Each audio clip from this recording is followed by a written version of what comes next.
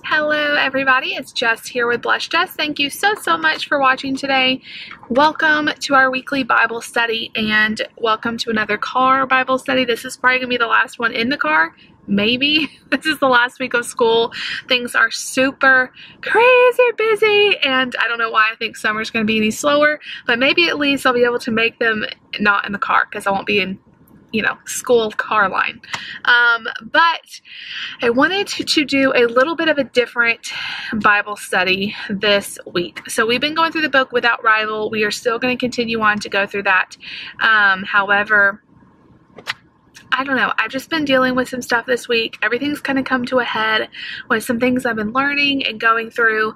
And I feel like everybody goes through things to make them stronger, to make them closer to God, but they also go through things to help others. So as I was kind of preparing for this week, I don't know. I love Without Rival and we will start back on that next week, but I just felt like I needed to talk about this week. So I'm sorry if you read the chapter and all, you'll just be really ahead of us. So we're finishing out chapter 6 next week. But this week we're going to be talking about something that is very near and dear to my heart, and it is something I'm getting very personal here. I'm going to try to get in the camera better, but it's kind of a weird setup. It's very near and dear to my heart, and that is fear. Not dear to my heart, but it's something I struggle with. I wish it wasn't so near and dear to me. It's something that I have struggled with probably my whole motherhood. Let's just say that. So let's do a little backstory. Story time as we're starting out with this. I really hope this helps. I hope this is something that you can relate to. I really want to share practical things that everybody goes through that we can all learn from. And I have not arrived. I have not arrived at perfection here. I have really had a hard week, and just thinking back on it, trying to learn things, and I hope this helps you. So, I don't know that I ever really struggled with fear, even all the stuff that I went through as a teenager, and I will finish that story if you guys haven't seen that story. I have 3 parts on my channel about my health struggles and stuff as a teenager. I mean, I think I struggled with a normal amount of fear of anyone that would go through that, but it wasn't excessive. I didn't have unrealistic fears, I don't believe. Now, I was always a type A planner, didn't like change, wanted to know what was coming type of person. And then the fear that I deal with mainly revolves around my children. And I don't know if that's normal for mothers. I have to believe that it is. I know not everybody deals with this, but I do believe that it is normal for a mother to have a certain level of fear. But basically, a lot of it started when I got pregnant for the first time, and that pregnancy ended in miscarriage. I have a whole story on that as well. I'll try to link all these videos down below if I can remember. And it was a very early on miscarriage. It was about 5 or 6 weeks along. I had really only found out a couple weeks before I miscarried.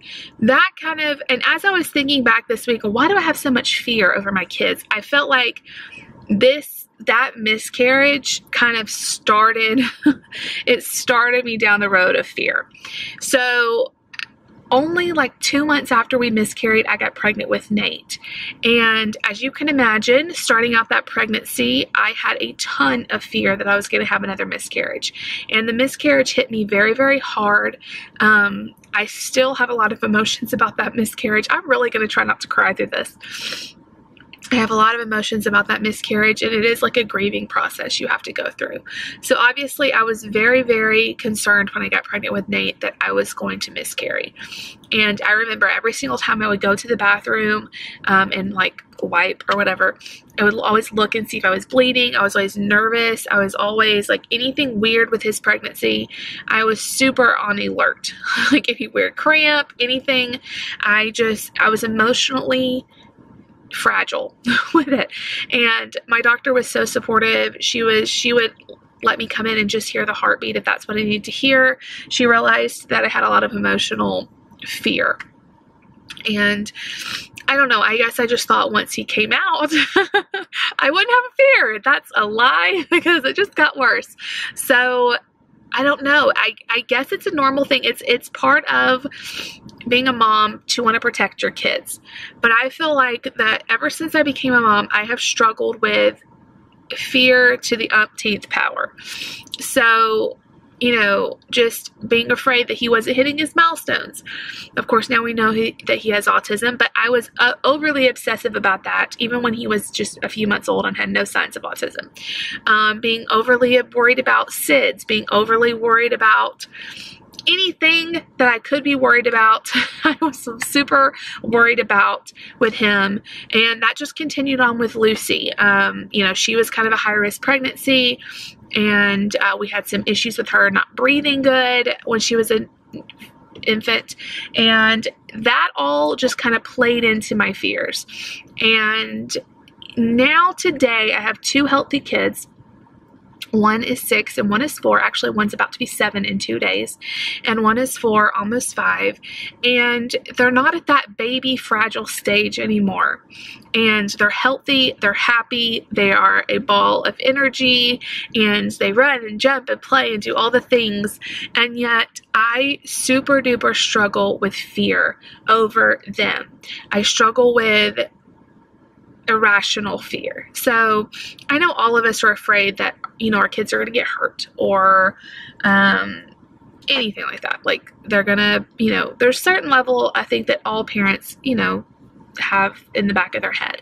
I take it a step further, and I never really realized I did this until this week. I really sat down and go, whoa, it has gotten out of control. So they're both in school. I will constantly think about what they're doing. Oh man, right now they're in lunch. I hope they're not going to choke. I hope they're, not going to get hurt. Okay, now they're outside. Oh my gosh, I hope Nate, doesn't get stung by a bee because he has a more chance to be, have a reaction because he has a skin condition. Oh my gosh, I hope nobody brings peanuts today. Or really, and all these like fears.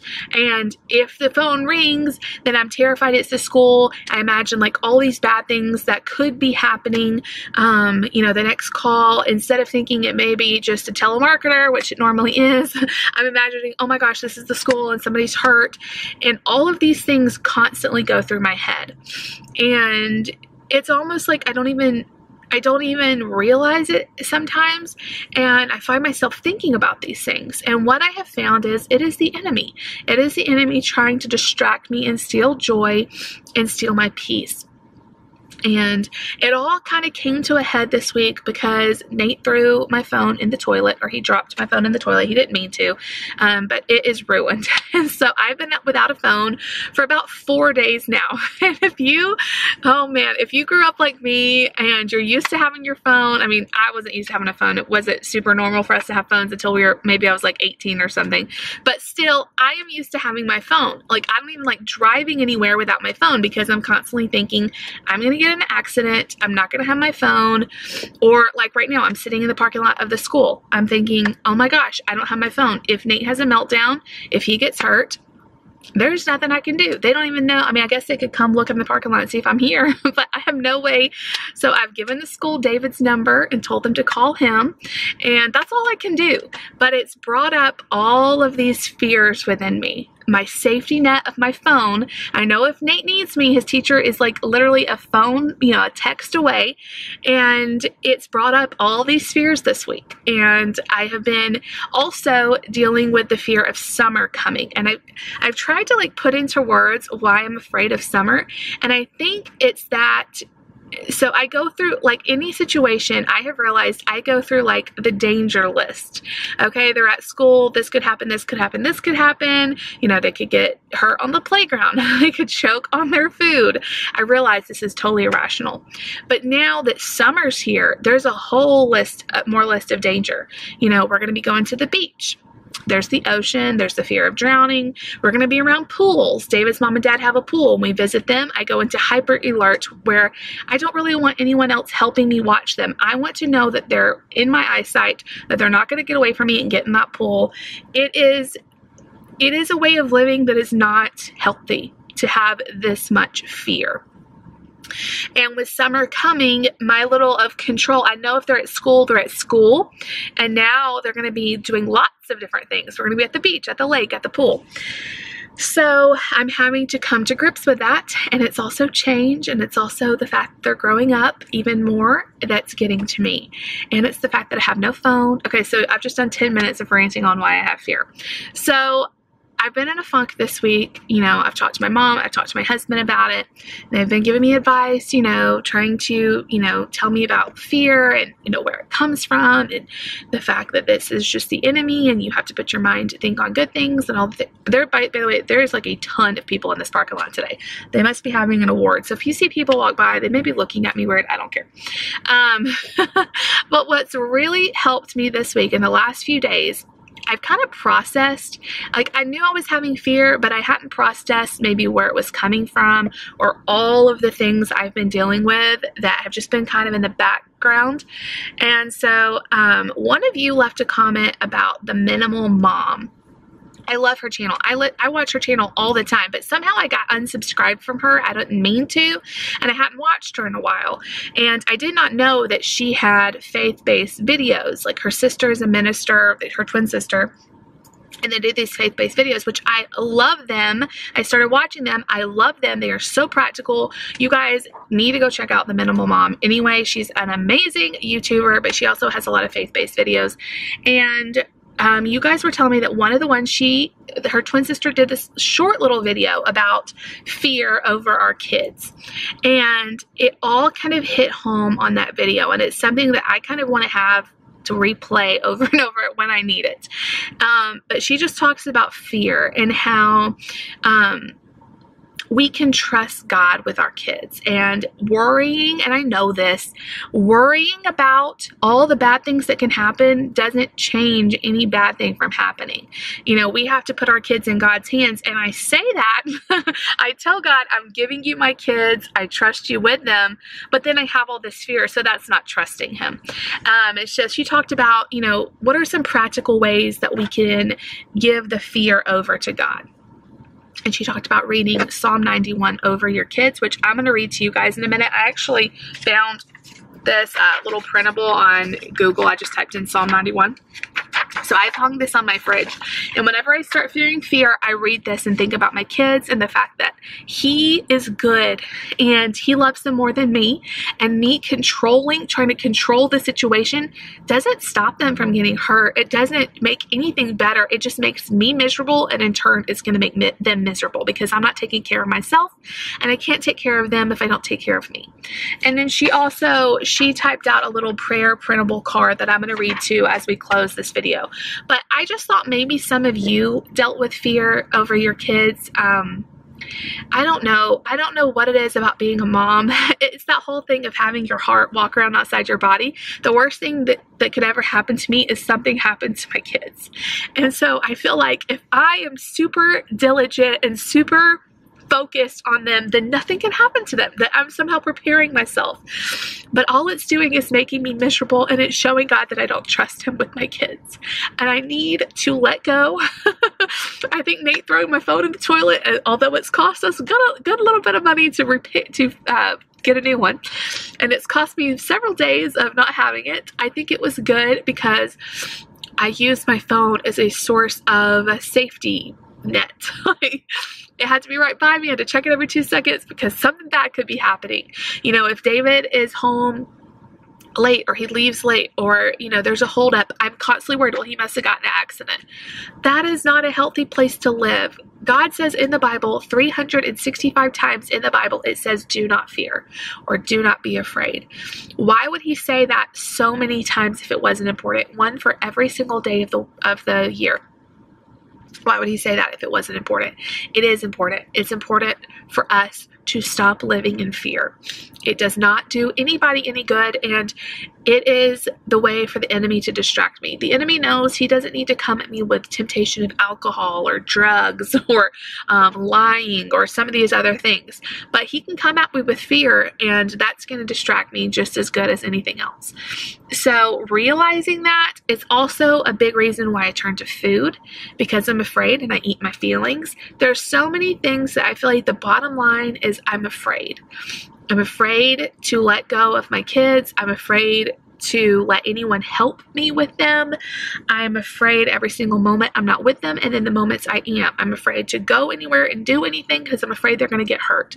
And that is not healthy, and that is not rational.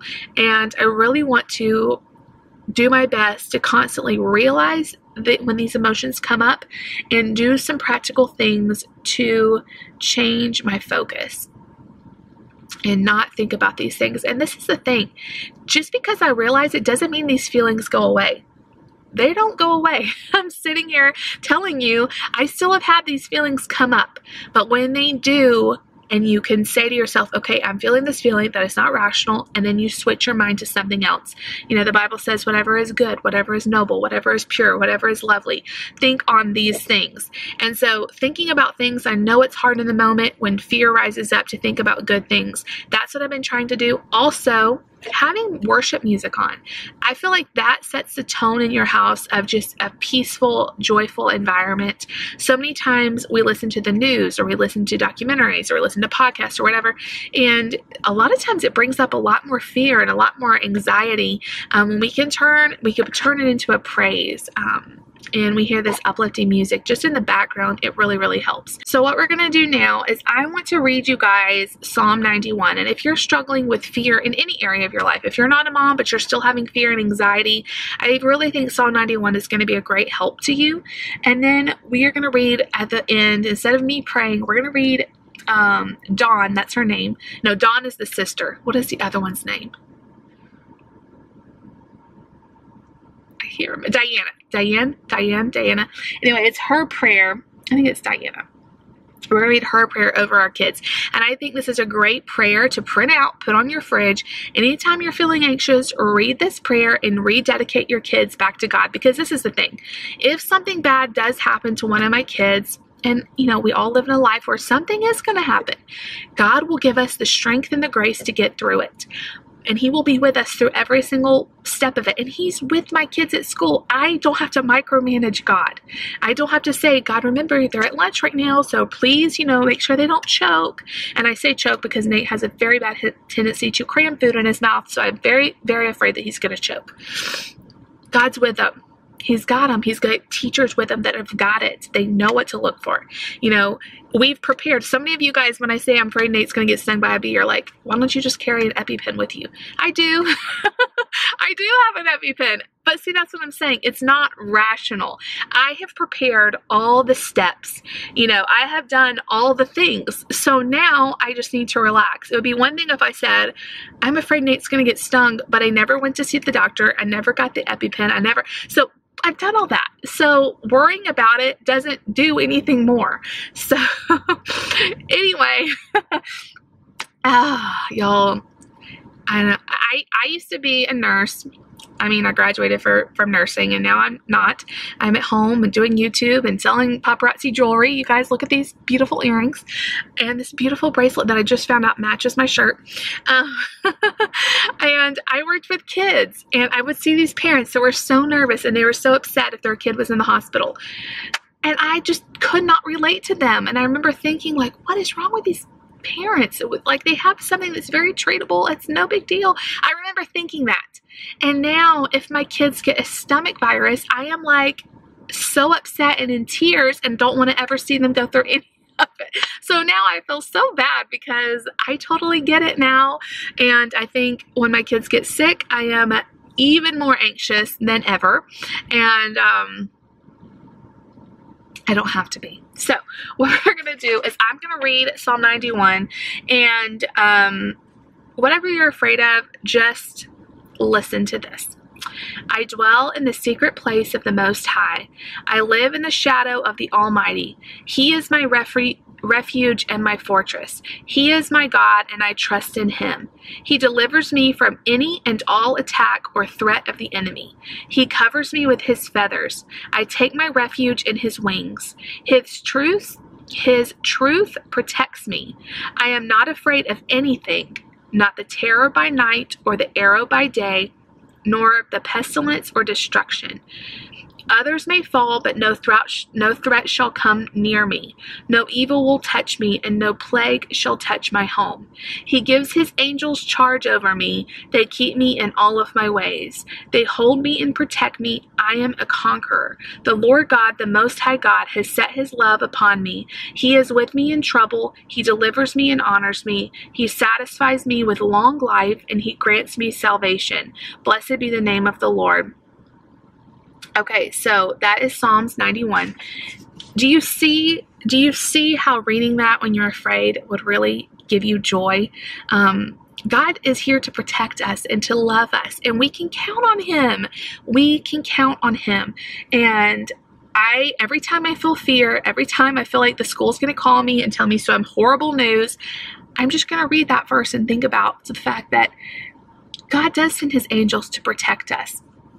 It says over there, I will not fear, where is it? I am not afraid of anything, not the terror by night or the arrow by day. You do not have to live in fear.